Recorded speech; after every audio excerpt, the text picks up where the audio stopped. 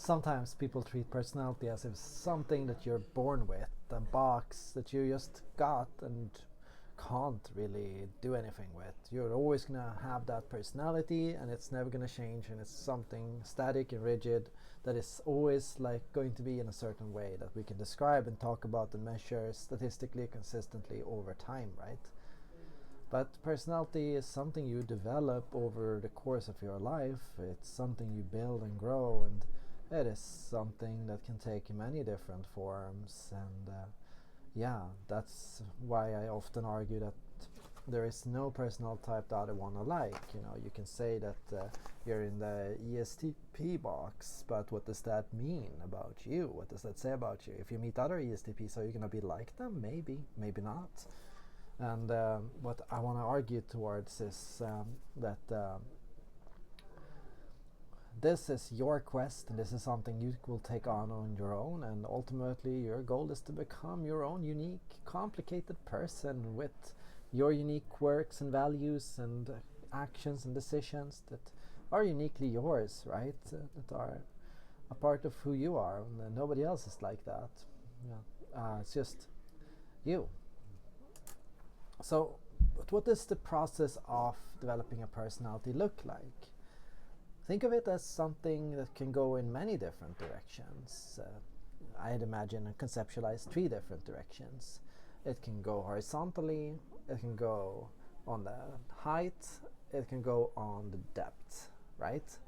So if we're talking about, first of all, the horizontal aspect of consciousness, we're talking about essentially the development of hobbies, relationships, the cultivation of formulation of goals, the decisions you make, the actions you take, the creativity you express, the ideas that you have, the experiences that you make, and the meaning that you find, and the things that you learn on the way. So it's personality is going to be cultivated, developed by each person you meet, by each hobby that you develop and explore, by each goal that you set. All of those things are going to expand your personality on the breadth, horizontally speaking. And when we talk about a person with high cognitive flexibility, that's the kind of person that has a lot of these things, right? A lot of relationships, a lot of hobbies, a lot of interests, a lot of goals, a lot of different creative expressions and actions, and a person that's had a lot of experiences, right? Such a person is highly flexible in the sense that, you know, they can take on many forms, like a chameleon. They might be able to shapeshift and act differently in different situations. They have a broad personality, you could call it. Having a broad personality does not mean that you are better than other people, because of course you could also choose to have a deep personality or a high personality. What does it mean to have a deep personality? Well, depth of personality is built through commitment, intensity, the quality of what you do, and the repetition of it. Essentially, if you find yourself consistently cultivating and investing into specific relationships, specific people, specific hobbies, specific actions, and specific goals, that's building a deep personality. It might be limited in the range of what it can do and where it has been, but it's deep in the sense that it's able to go deeper into an action or into an experience, and because you go deeper, you learn more from it. Every single time you engage in a hobby, you develop a new level of mastery of that specific hobby, that specific skill, that specific task. So it's all adding up to the development of personality. What does it mean to have height of personality? Well, just like height of consciousness in my theory, height of personality, I mean, personality and consciousness is hard to separate from each other, because personality is often really about your awareness of your own life and of the universe and of who you are, right? Height of personality then is the same. It follows on to meta-awareness of yourself. It's to which degree you are self-aware of who you are, right? So you might meet people that don't study personality psychology, that don't journal, that don't reflect, but they have busy, rich lives. They have lots of friends, they have lots of activities that they do, and they might strike you as a bit superficial or shallow in the things that they do. But of course, they have all these things, right? You could also choose to simply focus on the height, develop self-awareness, know that you are, and be aware that you are, be aware of who you are and what it means to be you. But that you might be a very limited you. It might not be or stretch that far in practice into never having seen much, never having gone out of your comfort zone, never having traveled, never having learned anything, never having pushed your limits. And so it's not a very elastic self, right? But it is an aware self. You can have a very aware self in the sense that you really, really and deeply know that you are and what you are and who you are.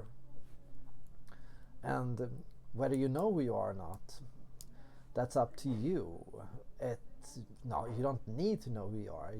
You can be, and that's enough. Just being is enough. But if you, like me, are interested, curious about it, of course you should go and check what's on the other side. What is the me that I experience and I'm living?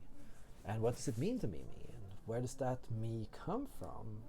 I mean, those are fascinating questions, right? At least to me they are. Similarly, if you're interested in depth, building a deeper sense, depth of personality is developing core values, core goals, core hobbies, core relationships, and things like that, right? So through depth of personality, you'll find certain things that mean a lot to you. They don't just mean something to you, they mean a lot to you. Like every time you do something, you become a little bit more attached. Attachment is a natural aspect of life. Every single thing that you choose to do and experience will become gradually more and more of an attachment, something that you'll hold on to and have. That's an inevitable aspect of life. You can't escape attachment. Attachments are a consequence of living, you could say. And the only way not to have attachments is to not live. But what's the harm? I mean, I think the fear of having attachments is the fear of losing. But, well, is there no greater tragedy than to never have had in the first place, to never have experienced in the first place? You might not feel any loss from that, but you'll not feel anything from that. Throughout your life, you're going to be traveling along these lines. Sometimes you will tell yourself you want to try out new things. You'll tell yourself you want to make new friends. You'll go out and you'll do things that help develop this breadth of personality, this broadness, this range.